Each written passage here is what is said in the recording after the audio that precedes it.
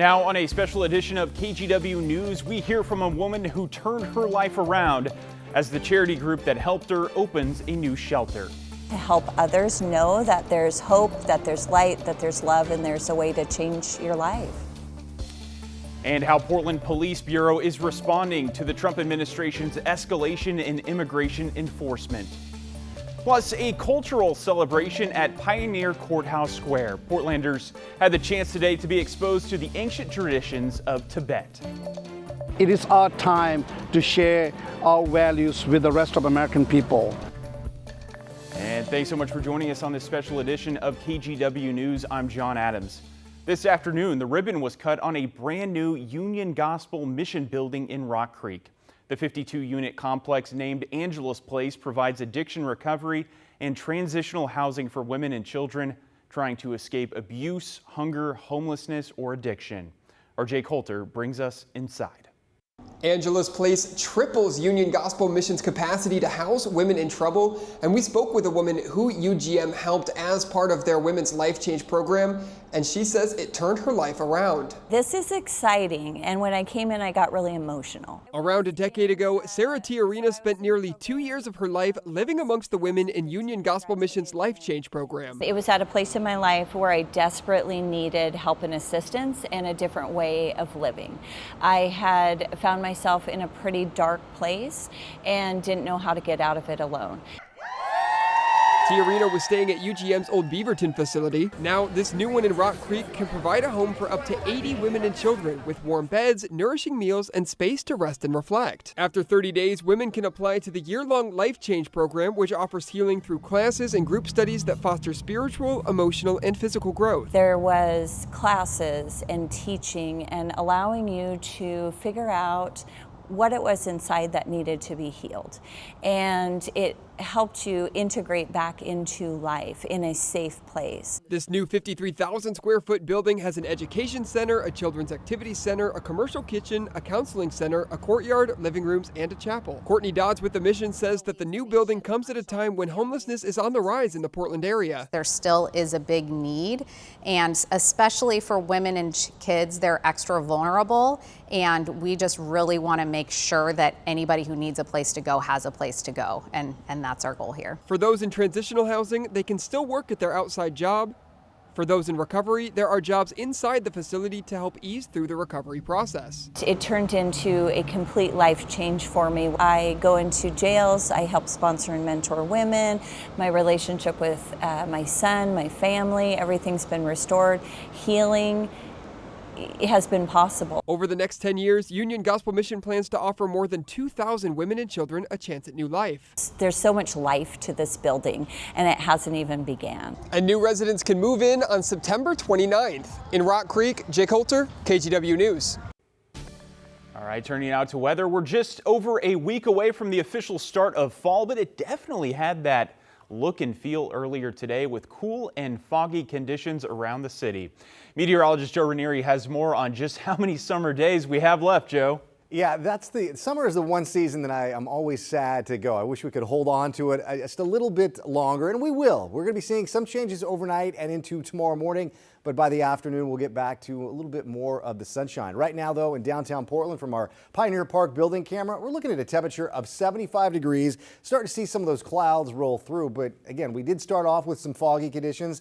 Now, those low stratus clouds didn't really impact us a whole lot in terms of temperature. We topped out in the low 80s, which is just above average for basically the middle part of September. Even a nice end to the Saturday along the Oregon coast with temperatures in the low 70s. But this is our next front that's going to be moving on shore here in just the next few hours. You can see those clouds increasing on the radar, picking up a little bit of some shower activity along the central and southern part of the Oregon coast. And yeah, it's going to be kind of intense early tomorrow morning, basically between let's call it 2 in the morning to about 5 o'clock in the morning. We'll be seeing some heavy downpours, maybe some rumbles of thunder, but this model is showing once we get into the later part of the morning, we start to see conditions really improve. Now, things will be pretty active along the east side of the state where we could be looking at some thunderstorms popping up basically throughout Bend and Redmond and along the Oregon and Idaho border. But coming up in my detailed forecast, John, I'll talk more about the extended forecast and let you know that there is still one sunny and relatively warm day ahead. I'll talk more about that in just a few minutes. All right, Joe, thank you. We'll see you soon. There has been a growing focus on the things people have said largely online about Charlie Kirk's death. People in multiple fields now removed from their jobs after posting their comments. That's despite calls for calm from Utah's governor on Friday. 2 faculty members at East Tennessee State University, among several in academia facing backlash, placed on administrative leave following complaints about their online comments. And locally, a Cornelius city councilor has resigned and been placed on paid administrative leave from his teaching job following a social media post. The response at times conflicting with Kirk's own beliefs. You should be allowed to say outrageous things. You should be allowed to say contrarian things. The response also in the federal government, a Secret Service agent put on administrative leave with an investigation underway following comments described as inappropriate. Portland police once again emphasizing their role when it comes to immigration enforcement. The chief stressing officers do not do that kind of work in a video released on Friday morning. Alma McCarty follows up with the Bureau as to why they're releasing this now. Please take a moment to view this important video on immigration. Chief Bob Day in the Portland Police Bureau with a reminder Friday that PPB does not engage in immigration enforcement. Portland police do not enforce federal immigration laws, and we also do not work with ICE to identify, arrest, or detain people just because they are undocumented. The video, also in Spanish, points out that officers will not ask about immigration status unless it's relevant to that crime. And with so many agencies with police inscribed on their uniforms, PPB insists their officers will identify themselves. You can tell an officer is a Portland police officer because we have a unique badge. No one else has a badge like this. These assertions coming on the heels of ramped-up ICE operations nationwide, putting communities on edge. It's why Councilor Samir Kanal is introducing 2 ordinances, the first to write Portland's sanctuary city status into city code. In 2017, City Council adopted a resolution declaring sanctuary status and prohibiting use of city funds, personnel, or equipment to enforce federal immigration law. However, Councilor Kanal says the resolution isn't binding law. In a statement, he said, "Putting our money where our mouth is when it comes to being a sanctuary city is the least we can do, and that's why it's our first step." The second ordinance seeks to prohibit all law enforcement, including federal agents, from intentionally concealing their identities during routine operations engaging the public, and to require badges be clearly visible. Currently, there's no PPP policy preventing masks or face coverings, although officers and tactical units will sometimes wear a gas mask or face covering. PPB says there is clear policy on identification. Alma McCarty, KGW News. And we have reached out to ICE for comment on Friday evening, but we have not yet heard back. Well, new tonight out of Vancouver, an investigation is underway after a large fire at an apartment building leaves 7 people without a home. It happened around 11:30 this morning, just off of Northeast 53rd Street and St. John's Road. Neighbors reported hearing explosions, and firefighters found heavy smoke coming from the triplex. They were able to limit the damage to a single unit, but there was heavy damage done to the attic space. One firefighter was taken to the hospital, but is stable. And a traffic alert tonight for a major interstate closure. Both lanes of I-5 will shut down tonight in Vancouver. This is so road and power crews can install transformer lines over the road. The closure is scheduled for 10 tonight until 6 tomorrow morning. During that time, use I-205 and SR 500 to get around the closure and back on I-5.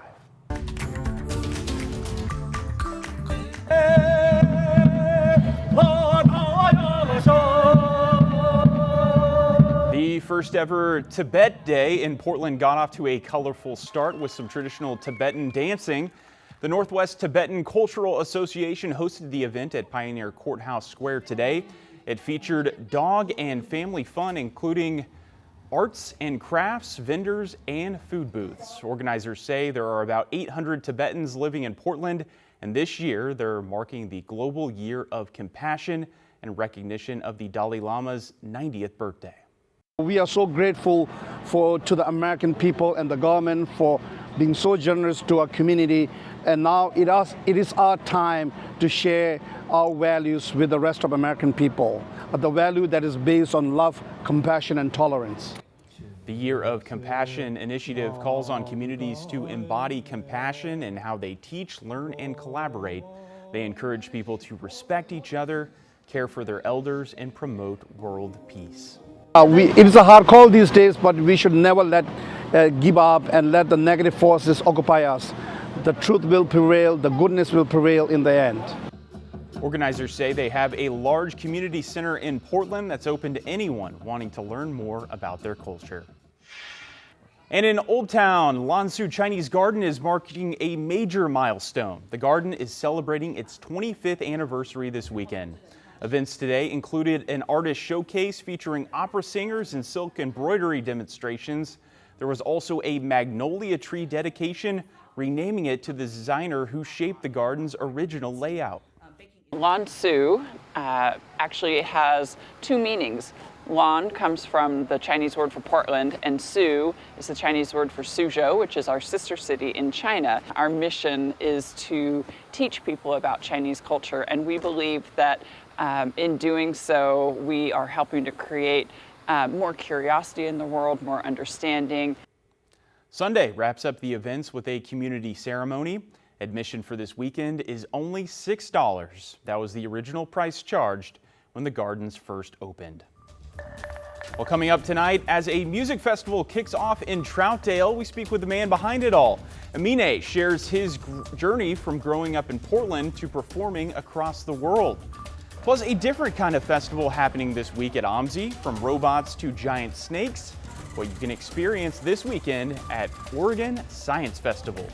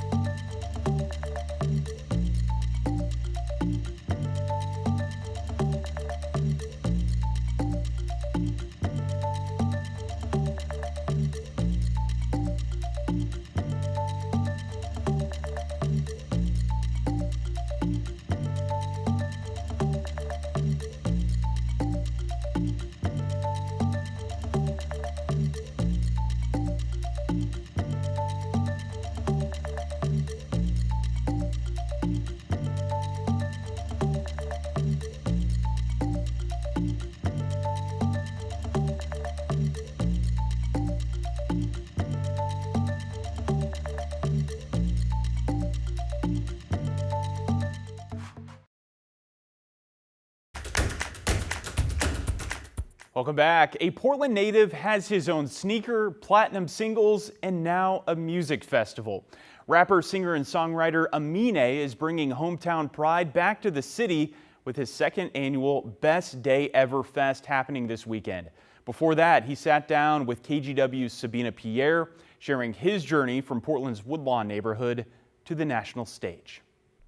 I don't know. I feel like I would love for people to just be able to know that they can do it too. Trailblazing from Portland, Aminé has carved his own lane. Oh my God.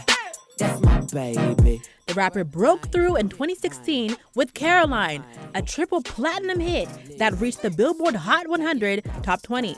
Bigger than Texas, me and God text message. Raised in Portland's Woodlawn neighborhood as the son of Ethiopian and Eritrean immigrants, Aminé credits his parents for shaping his journey. They've shaped me a lot. Like my mother is like the hardest working person I know on earth. The reason I can't take any sort of disrespect is because of my dad. So I feel like they both influenced me in like a really strong way. In 2018, a billboard with his face on Northeast MLK boldly declared, yes, there are Black people in Portland, spotlighting representation and the importance of visibility for Black communities. Seeing gentrification in like a major way in a neighborhood like Northeast Portland that I grew up in, and it frustrates me, but I know that whenever I have a chance to be able to call something out like that, like I will. Aminé, read my lips.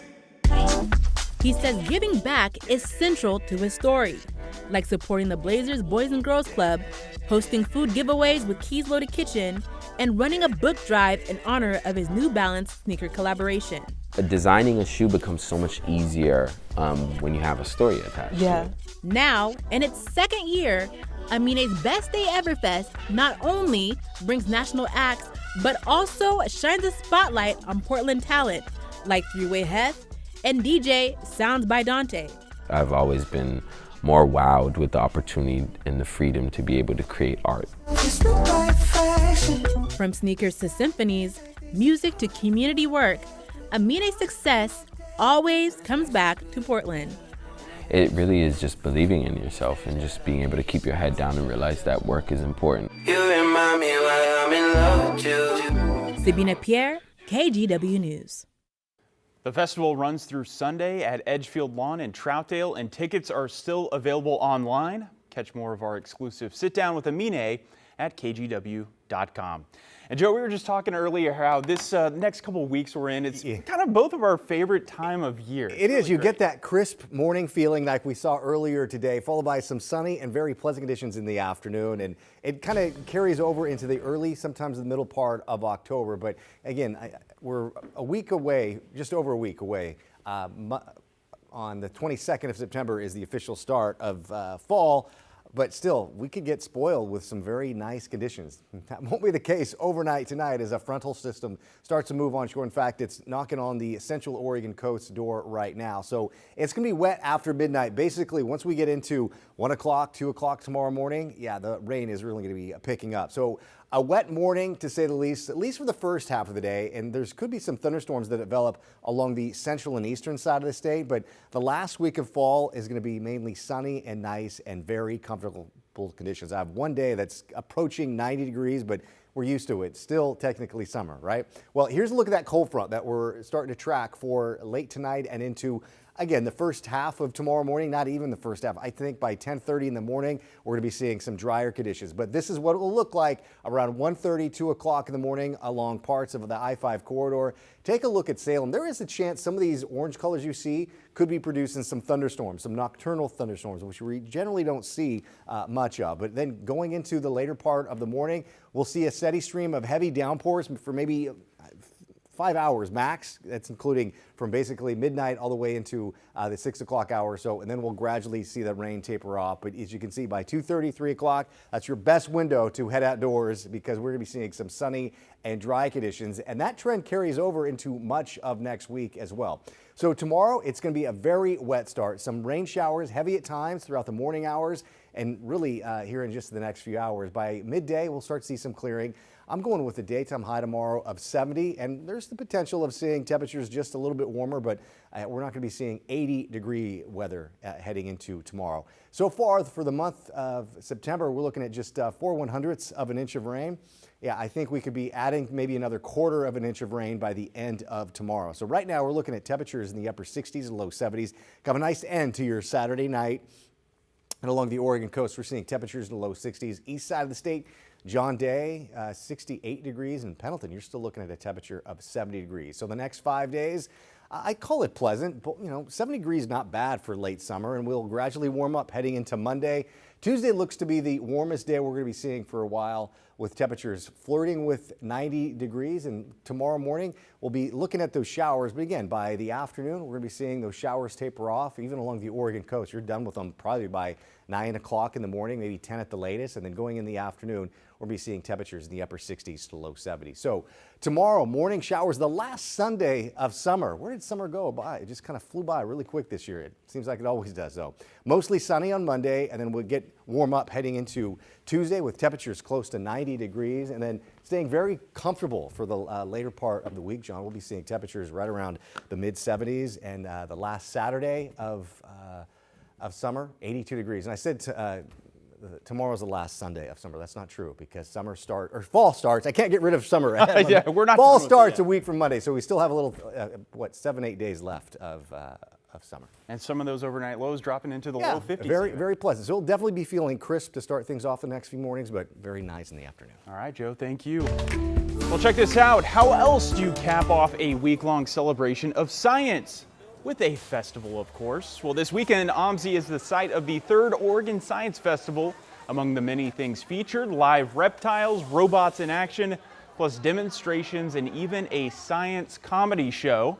The goal is to provide a variety of fun ways to learn about the importance of science and how it impacts our world and community.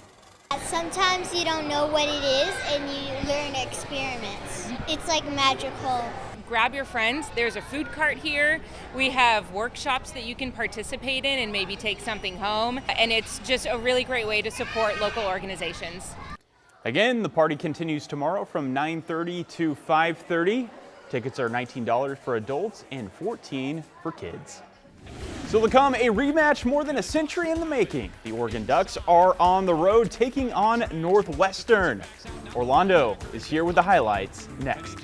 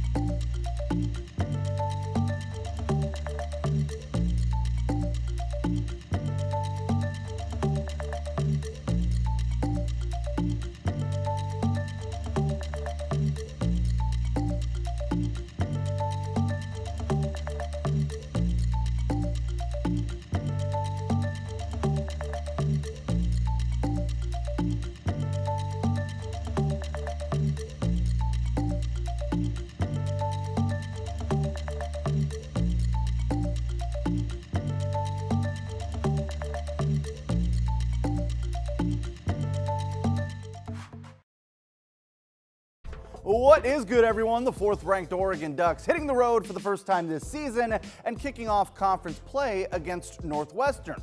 Their second ever meeting and first in 51 years. Now check it out. This is what it looked like in Evanston, Illinois early this morning.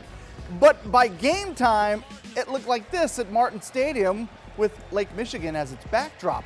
A unique setting with 12,000 fans. It was a slow start for the Ducks. Bryce Betcher lighting that fire. His interception got him going. On the ensuing drive, it's Jaden Lamar cashing out. And just like that, it's 7-0. Fast forward to the second quarter, Dante Moore connects with Kenyon Sadiq, 24-yard TD. Moore, 16 of 20 passing, 1 TD, 1 interception. The Ducks held the Wildcats to just 52 yards in the first half. Then in the third quarter, Oregon delivers the knockout. And it's the freshman, De'Air Hill, showing off the speed, his first carry of the game, and he goes 66 yards for the TD. Oregon's longest rush since 2022. Oregon built a 34-0 lead, but the backups couldn't keep the Wildcats off the scoreboard. Ducks win 34-14, moving to 3-0 on the season. Head coach Dan Lanning didn't like the way his team closed out the game. Thought we lacked a little killer instinct there at the end, and that's, our standard can't change. I want to give a lot of credit to Northwestern. I thought they came out here with a good plan. Just disappointed with the last couple drives on both sides of the ball. We kind of charted that throughout. We knew this was going to be a limited possession game. They did a really good job of eating the clock. We got to take advantage of every series. The Ducks had 0 penalties, won the turnover battle, and delivered on third down, but Northwestern did a solid job limiting possession, even out-rushing Oregon after a 79-yard run late in the game, giving Lanning some ammo for practice this week. Okay, there was a 2-hour weather delay in Lubbock, the Oregon State Beavers' first road game at 21st ranked Texas Tech. And this was a beatdown. Red Raiders scoring early and often, reeling off more than 500 yards of offense, leading 45-0. The OSU ground game was non-existent, held to just 7 yards rushing. Malik Murphy tossed a couple of interceptions, and Texas Tech rolls 45-14. OSU falls to 0-3 on the season, and it doesn't get any easier. Activate the rivalry. The Beavers visit Autzen Stadium, and the 4th-ranked Ducks. Game time set for noon next Saturday in Eugene. All right, let's kick it. The Portland Timbers on the pitch right now hosting the New York Red Bulls, and the Timbers holding on to a 1-0 advantage in the second half. It's a three-peat. The man from Boring, Oregon does it again. Ryan Krauser, the greatest shot putter of all time, wins a 3rd straight world championship. This was his first event in nearly 5 months due to an elbow injury. With a winning throw of 22.34 meters, the Barlow High grad becomes just the 4th American to win 6 global outdoor titles in any individual event. So rare air, joining some of the greatest to ever do it in terms of being an Olympic champion and a world champion. That's incredible. Yeah. Absolutely. Big congratulations to him. And just one final tidbit on Oregon State. In a rivalry game like that, you can just throw the records out the window. Right? Yeah, weird stuff can happen, and we've seen it over the years, even when teams are heavy favorites. So Oregon can't get caught sleeping and looking ahead to Penn State. Absolutely, and rain coming in overnight. Rain is just a few hours away. We could be looking at close, maybe a third of an inch of rain by the end of tomorrow. Basically, by lunchtime, we should be done with the rain. Temperatures will be topping right around 70 degrees with a lot of sunshine by the afternoon, and that sunshine carries over into the last full week of fall. Looking at Tuesday, we'll be seeing temperatures close to 90 degrees, then we'll gradually cool off heading into Wednesday and the later part of the week. All right, you can stream KGW News on your own schedule. Just download the free KGW Plus app, available right now on Roku, Apple TV, and Fire TV. And we're going to leave you tonight with one more look at the Tibet Day celebrations at Pioneer Courthouse Square.